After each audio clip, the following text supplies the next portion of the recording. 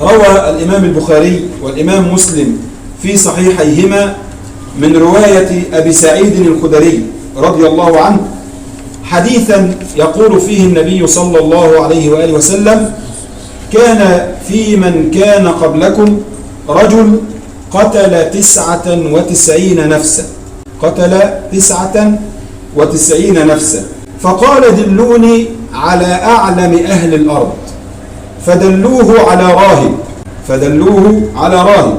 فقال أي لهذا الراهب: إني قتلت 99 نفسا، فهل لي من توبة؟ فقال له: لا، فقتله فكمل به 100، ثم قال: دلوني على أعلم أهل الأرض، فدلوه على راهب عالم، فقال له: إني قتلت 100 نفس، فهل لي من توبة؟ فقال له: نعم، ومن يحجب عنك باب التوبة، اخرج إلى أرض كذا وكذا فإن فيها قوما صالحين فاعمل معهم. فخرج الرجل وقد ناء بصدره إلى البلدة التي دله عليها الراهب أو أمره الراهب أن يذهب إليها، فما خرج غير بعيد إلا وقبض، فاختصمت فيه ملائكة الرحمة وملائكة العذاب. ملائكة الرحمة تقول إنه جاء بقلبه تائبا إلى الله، وملائكة العذاب تقول إنه لم يعمل خيرا قط. فأرسل الله إليهم ملكا على هيئة رجل أن قيسوا بين البلدتين، بين أرض المعصية وبين أرض الطاعة أو بلدة الطاعة التي دله عليها الراهب، فإلى أيتهما كان أقرب فهو من أهلها. ثم أمر الله تبارك وتعالى إلى هذه الأرض أن تباعدي وإلى هذه الأرض أن تقاربي، فوجدوه أقرب إلى بلدة الطاعة أو البلد التي دله عليها الراهب بقرابة شبر، فغفر له فدخل الجنة. هذا الحديث يعني أعتقد أن جميعنا يعلم القصة أو سمعها كثيرا، ولكن سنقف معها اليوم وقفات ربما تكون مختلفة عما علمناه عن هذه القصة. أولا، هذا الحديث يصنف من ضمن ما يسمى بأحاديث الإسرائيليات. أول معلومة نتكلم فيها أن معلوم عند كثير من الناس أن الإسرائيليات مكذوبة أو موضوعة أو لا تصدق، وهذا الاعتقاد خاطئ، لأن أهل العلم قسموا أحاديث الإسرائيليات على 3 أقسام: ما صح فيه عن النبي صلى الله عليه وسلم، يعني اللي رواه النبي صلى الله عليه وسلم وقصه علينا وصح إسناده، كهذه القصة مروية في أصح كتب الأحاديث في البخاري ومسلم. ما صح رواية عن النبي صلى الله عليه وسلم هذا نعتقده ونأخذ به ونعمل بما جاء فيه، ولا مانع أبدا أن نستشهد بهذا النوع لنعضد ما صح في اعتقادنا وفي سنة نبينا صلى الله عليه وسلم. هذا قسم. القسم الثاني هو ما يعلم كذبه فلا يصح قبوله سندا ولا رواية. طالما معروف ان هو مكذوب، ان الرواية مكذوبة او موضوعة، فلا فائدة أبدا في أن نتكلم في هذا النوع من الأحاديث الإسرائيلية المروية المعلوم كذبها. النوع الثالث وهو المسكوت عنه، لا هو من الصحيح المنسوب للنبي صلى الله عليه وسلم ولا هو من المعلوم كذبه أو من الموضوع، مسكوت عنه، وهذا لا يجوز أيضا أن نحكي به أو أن نرويه، لأن النبي صلى الله عليه وسلم قال: لا تصدقوا أهل الكتاب ولا تكذبوهم، لا تصدقوا أهل الكتاب ولا تكذبوهم، وقولوا آمنا بالله وما أنزل إلينا. فلا فائدة في أن نروي هذا أيضا المسكوت عنه، لا معروف هو من الصحيح ولا معروف هو من المكذوب. هذا الحديث الذي نحن بصدده قاتل 100 نفس هو من الأحاديث المسنودة بصحتها للنبي صلى الله عليه وسلم، ومروية في كتب الصحاح، حديث أبي سعيد الخدري، والحديث في البخاري ومسلم وغيره من كتب الأحاديث الصحيحة. النبي صلى الله عليه وسلم يقول: كان في من كان قبلكم رجل قتل 99 نفسا. رجل قتل 99 نفسا. أي نفس هذه كان يمتلكها هذا الرجل؟ ده اللي بيذبح فرخة بيبقى قلبه مقبوض، اللي بيذبح أعزكم الله حاجة من الضأن أو من الأنعام بيبقى نفسه خايفة، بيدربوه إزاي يذبح. فتخيل ده ذبح 99 نفس. النفس المعصومة أمرها يعني عظيم عند الله عز وجل. الله عز وجل يقول ومن قتلها فكأنما إيه؟ قتل الناس جميعا. فما بالك ده بقى قتل 99 نفس. يعني الراجل ده كان قلبه ميت، يعني كان بيذبح الواحد كده ولا كأنه بيذبح فرخة، خلاص نفسه آلفة المعصية. وهذه وقفة أريد أن أقفها معكم، إن الإنسان في بداية الأمر بيكون مستصعب على قلبه أمر المعصية. تخيل واحد كده في أول مرة يشرب سيجارة، بيحصل إيه؟ مع أول نفس بيكح ووشه بيحمر وبيخجل، واصحابه يقولوا ايه يا ابني انت ما انتش راجل ولا ايه؟ ايه ما تجمد كده، واخد بالك؟ وبعدين بيبقى حريص ان ابوه ما يعرفش، وان ما فيش حد يشوفه عشان ما يروحش يقول لابوه. ليه؟ لان هي في وخزه في قلبه ان دي معصيه. طيب مع الف يعني مع تكرار هذه المعصيه بيحصل ايه؟ بيلفها، بيفرتك علبه السجاير وما تسمعلوش صوت كحه، صح؟ بل ولو غابت عنه السيجاره شويه بيبقى انسان مش طبيعي. وبعدين ممكن يدخل في الامر شويه، ما تبقى مع السيجاره حاجه تانية. الف المعصيه، الفها يعني ايه؟ يعني اعتياد المعصيه وتكرارها بيميت القلب من الوخزه الاولى اللي كان فيها. تخيل واحد عمره مثلا ما اقترب من معصيه، اول مره بيعملها بيبقى فيه خوف، بيبقى فيه رجفه، بيبقى فيه وخزه واخداه. مع تكرارها خلاص بقى الامر ايه؟ عادي. هذا الرجل كهذا الذي نتحدث عنه 99 نفس، أكيد في أول نفس قتلها كان في خوف، كان في رهبة، بعد كده تعود الأمر. لكن كان في حاجة ربنا من بيها على هذا الرجل، إن نفسه من النوع اللي هو النفس اللوامة. إن في نفس أمارة بالسوء، وفي نفس مطمئنة، وفي نفس لوامة. 5 أنواع للنفس في القرآن. فده كان من النوع اللي نفسه لوامة، نفسه بتلومه. أي نعم قتل 99 نفس، وأي نعم بقى ليه تاريخ في البلد اللي هو عايش فيها، وبقت الناس بتخاف منه، بلطجي، الناس بتترعب منه، لكن هو نفسه ضعيفة، ما زالت نفسه بتؤرقه. ولذلك هو عمل ايه؟ قال دلوني على أعلم أهل الأرض. ودي فايدة تاخدها لما تحب تاخد فتوى في دينك، دور على أعلم أهل الأرض، ما تروحش لأي حد. ده قال ايه؟ دلوني على أعلم أهل الأرض. مشكلتنا يا جماعة ان الواحد فينا لو عايز يروح لطبيب بيدور مين احسن طبيب او طبيبة في هذا التخصص. ليه؟ عشان ما يكتبليش علاج غلط، عشان صحتي وصحة بنتي او صحة ابني او صحة زوجتي. تمام؟ لو عايز يطلع يعمل عمرة او يعمل حج بيدور على اقل سعر في اقل المكاتب اللي بتطلع، صح؟ وبعدين بيسأل بقى السكن اللي هناك هيبقى جنب الحرم ولا بعيد عن الايه؟ عن الحرم. وبيسأل بقى الخدمة اللي هناك مميزة ولا غير مميزة، صح؟ بيسأل الأسئلة دي كلها. وما بيروحش الشيخ يعلمه مناسك العمرة أو الحج اللي هو رايح إيه؟ يأديه. دافع كام في الحج ودافع كام في العمرة، وسأل بقى عن الفندق، وسأل عن المكان اللي هينزل فيه، وسأل عن الخدمة اللي هتقدم ليه. وما راحش الواحد يقعد معاه حتى كل يوم ساعة يعلمه المناسك شكلها إيه. ده إهمال مننا، دايما بنهمل الجانب الإيه؟ الديني.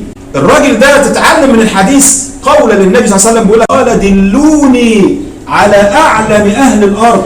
فدلوه على مين؟ على راهب. مين صورة الراهب في زماننا؟ الراهب اللي هو واقف قدامك ده، راجل في صورة شيخ أو في صورة عالم، في هيئة عالم ملتحي لابس ملتزم بلبس السنة، بيقف على الناس على المنابر بيقول قال الله وقال الرسول. الناس بتسأله في النسك، في العبادات، أتوضى إزاي، أصلي إزاي، أصوم إزاي. فبيفتي فيما يعلم، قد يصيب وقد ايه؟ قد يخطئ، لكن بيقع ويترسخ في اذهان الناس ان هو ده الايه؟ العالم، صح؟ الناس بتشاور على ده وتقول ايه؟ ده العالم. الشيخ اللي بيخطب على المنبر ده ايه؟ هو ده الايه؟ العالم. لكنه في حقيقة الامر ليس كل خطيب على المنبر عالم، بل فيهم الراهب، وفيهم اللي بيقضي الوقت بيصلي، بيقول كلمتين عشان نصلي بينا الفرض وخلاص. فمش شرط ان اللي واقف قدامك ده يكون هو الايه؟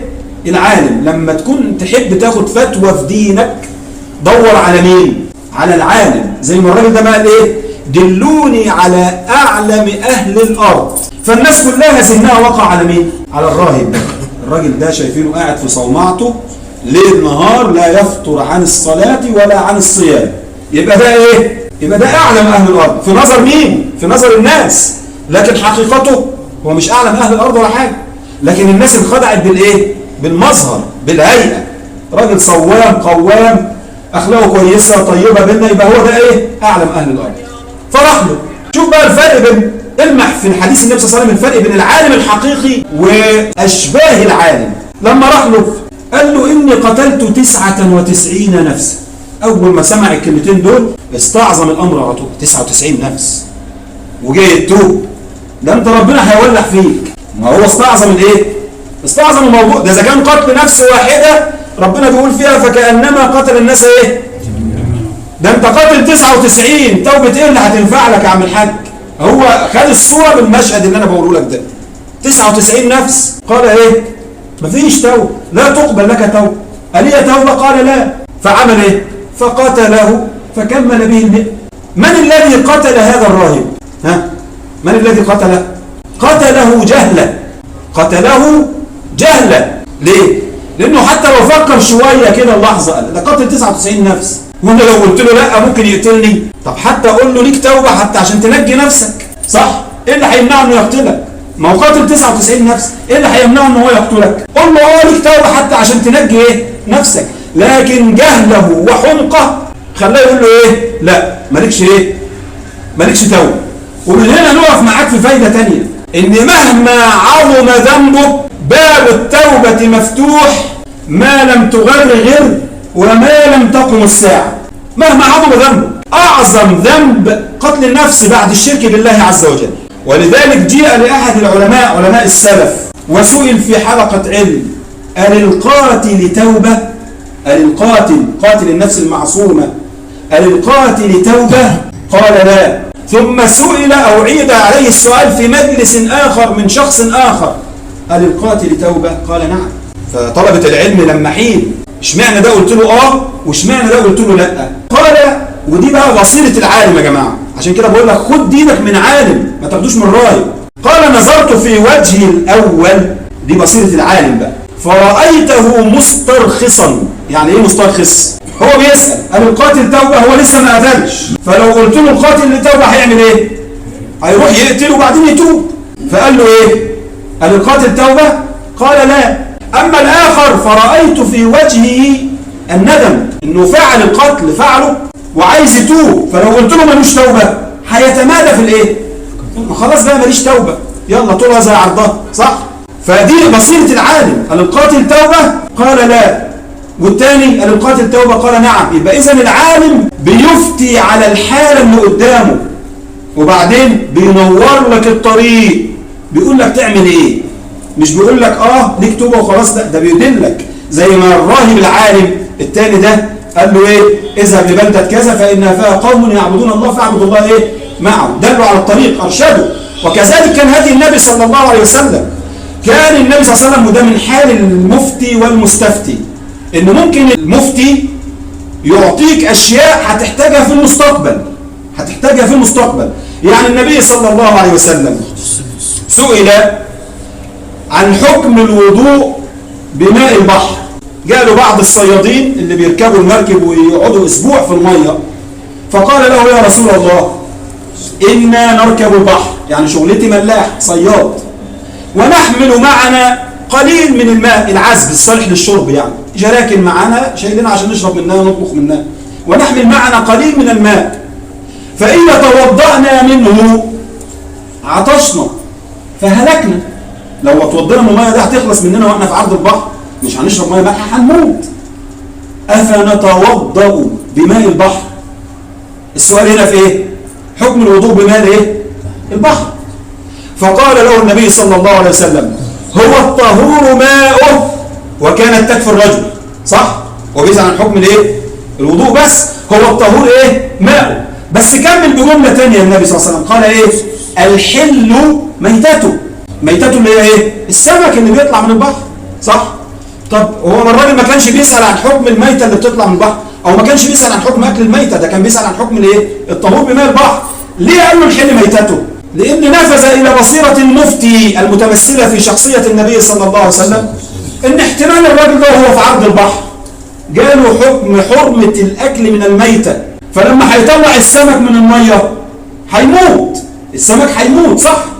طب الراجل ده لو جاع وهو عنده حكم ايه؟ حرمة الاكل من الميتة، يبقى مش هياكل من الايه؟ من السمك، فهيموت برضه ايه؟ جعان. فاداله الفتوى التي قد يحتاجها مستقبليا، وهيبقى يصعب عليه ان هو يجد النبي صلى الله عليه وسلم عشان ايه؟ يسأله. فقال له هو الطهور ماؤه الحل ايه؟ الحل ميتته. وكذلك كان حال اهل السلف. كان مثلا ابن سيرين، وابن سيرين من اشهر العلماء الذين اشتهر عنهم الورع واشتهر عنهم تفسير الرؤى والايه؟ والاحلام. شوف بصيرة المفتي لما جاءه رجل قال له يا ابن سيرين، بيفسر الرؤى والاحلام، قال اني رايت في المنام اني اؤذن، الاذان اللي كان لسه اخونا بيأذنه دلوقتي، اني رايت في المنام اني ايه؟ اؤذن. فسرها لي، تفسيرها ايه ديت؟ فقال له ابشر ستحج بيت الله. بعدها بكام يوم جاله واحد تاني بيهز بقى في ايده وكتفه وعامل فيها ولع، وقال يا امام اني رايت في المنام اني اؤذن. قال انت لص، انت حرامي. فطبعا طلبة العلم ما فوتوهاش برضه. لا طب ما ده بيأذن وده بيأذن، اشمعنى ده قلت له هتحج واشمعنى ده قلت له انت حرامي؟ قال المح ديت هي بصيرة العالم الرباني بقى. قال لما نظرت في وجه الأول فلمحت فيه أمارات الطاعة، فتذكرت قول الله تبارك وتعالى وأذن في الناس بالحج يأتوك رجالا. تاني بيقول له أنا شايف إن أنا بأذن إيه؟ فهو ربنا أداله بقى وأذن في الناس بالحج يأتوك رجالا، قال له هتحج بيت الله. ولما نظرت في وجه الآخر رأيت فيه أمارات المعصية، فتذكرت قول الله عز وجل وأذن مؤذن أيتها العير إنكم لسارقون. ده أذان وده إيه؟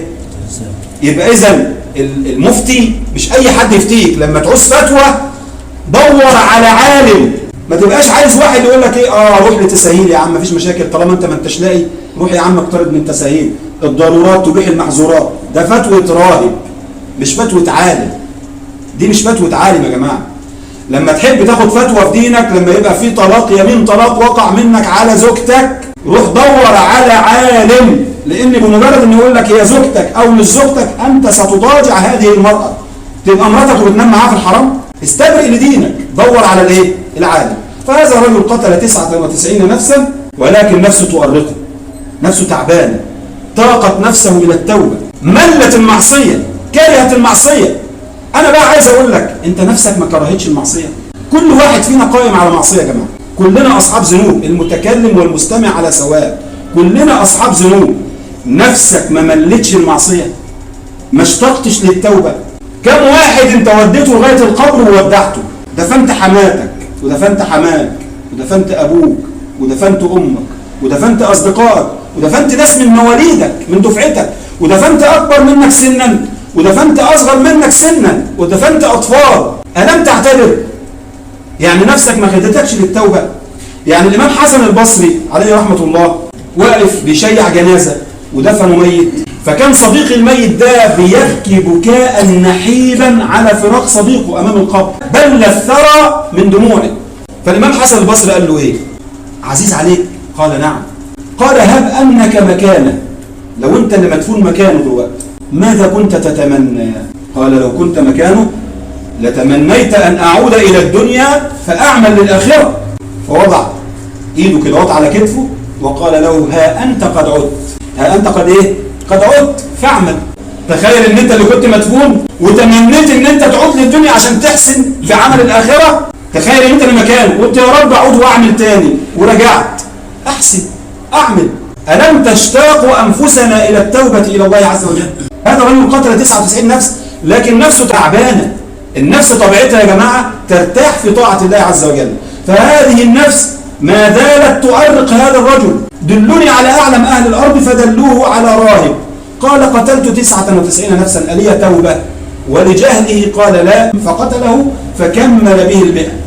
ثم ما زالت نفسه تؤرقه فقال دلوني على أعلم أهل الأرض فدلوه على راهب. شوف وصف النبي صلى الله عليه وسلم، راهب عالم، وصف دقيق. دلوه على راهب عالم، وده يدلك على ايه؟ على ان العلم هو العمل. كيف تكون عالم ولا تعمل بما تعلم؟ فدلوه على راهب يعني الهيئة بتقول انه ايه؟ عالم، ولكنه عالم حقيقي. دلوه على راهب عالم. فقال له قتلت 100 نفسا آلية توبة؟ شوف العالم قال له ايه؟ قال له نعم. ومن يحجب عنك باب الايه؟ التوبة. عارف انت الشيطان لما بيجي يتدخل للجهل اللي زينا، زي ما خلى واحد مننا كده في درس علم جاهل وراح له الشيطان متمثل في صورة رجل وقال هل يستطيع ربك أن يضع هذه الأرض في جوف بيضة؟ فالراجل قال الأرض دي كلها، الأرض كلها دي تدخل في جوف بيضة ازاي؟ قال له لا طبعا. فكفر. الأرض دي كلها هتدخل في جوف بيضة ازاي؟ فكفر، كفره، مع انه قاعد بيقول للناس ايه؟ قال الله قال الرسول، عمال ايه؟ شيخ راهب قدامه. لما راح بقى للعالم قال له ايه؟ قال له نعم انه على كل شيء قدير. قال كيف؟ قال يا كل شيء كن. هو ده الفرق بين العالم والايه؟ والراهب. اقول قولي هذا واستغفر الله لي ولكم فاستغفروه.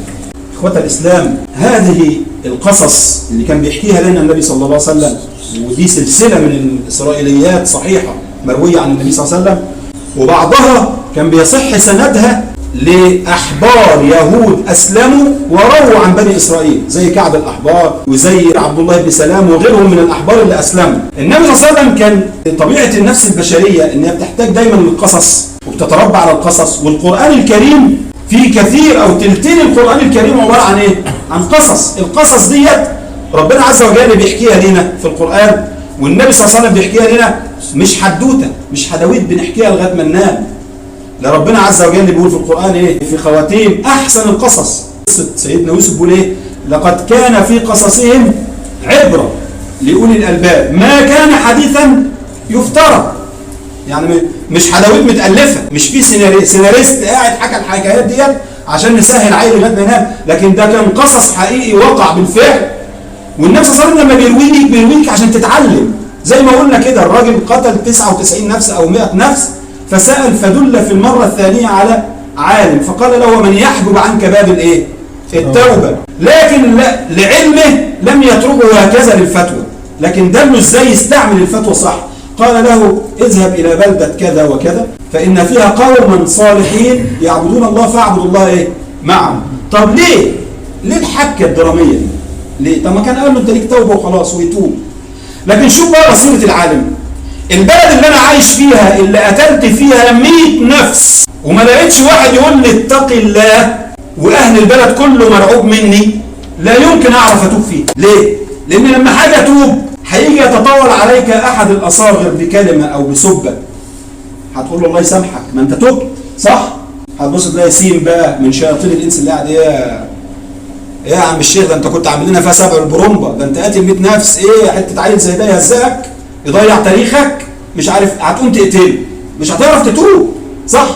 فلذلك لبصيرة هذا الرجل قال له ايه؟ قال له اذهب لهذه البلد. ليه؟ فيها ميزه البلد دي، الزمره، الصحبه الطيبه، فان فيها قوما يعبدون الله فاعبدوا الله معهم. ليه بقى؟ ايه الميزه في الجماعه دول؟ الميزه فيهم ان انت لما هتيجي يلاقيك وقعت في ذنب ولحت سيجاره، هقول لك بقول لك ايه؟ اتق الله يا عم، التدخين حرام وبتصرف فيه مالك وهتتسأل عن المال وهتتسأل عن الصحة وهتتسأل، هينصحك مش هيخاف منك، لأن أولا مش عارف تاريخك، ثانيا هو لا يخاف إلا الله لأنه صالح، فالصالح بيصلح من بجواره. فقال له روح بقى اعبد الله مع الناس الصالحين دول. ليه؟ هيقوموا أخلاقك، هيعينوك على الطاعة، هيخلوك فعلا تتوب، وبعدين هيحيطوك كمان بالإيه؟ بالعلم اللازم لهذه الإيه؟ التوبة. إلى هذا الحد أقف حتى لو طيل، ولكن خد منها العبرة إنك لما تحب التوب ما تروحش تقعد مع اللي كنت بتحشش معاه، لأنك هتقعد معاه هيلف لك سيجارة. لما تحب التوب ما تروحش تقعد وتصاحب الصاحب السيء اللي انت كنت قاعد معاه. النبي صلى الله عليه وسلم يقول لك ايه؟ مثل الجليس الصالح والجليس السوء كحامل المسك وكنافق الايه؟ الكير صح؟ فحامل المسك اما ان يبتاع منه، واما ان ايه؟ ان يحذيك، واما ان تشم منه رائحه طيبه. اما نافخ الكير قال اما ايه؟ هيحرق ثيابك. نافخ الكير هيحرق ايه؟ هينوبك من الحب جانب، يا اما تبقى صاحب المسك، يا اما تبقى صاحب نافخ الايه؟ الكير. فلما تحب التوب اهجر ارض المعصيه. ارض المعصيه دي ممكن تكون متمثله في بلد، ممكن تكون متمثله في صحبه، ممكن تكون متمثله في واحده ماشي معاها، ممكن تكون متمثله في شخص انت مرافقه. اهجر ارض المعصيه عشان تقدر تقاوم وتقدر تتوب. نكتفي بهذا القدر، وجزاكم الله خيرا على حسن استماعكم، ونسأل الله تبارك وتعالى أن يتوب علينا وعلى عصاة المسلمين. اللهم تب علينا وعلى عصاة المسلمين. اللهم تب علينا وعلى عصاة المسلمين. اللهم تب علينا كي نتوب. اللهم تب علينا كي نتوب. اللهم تب علينا كي نتوب.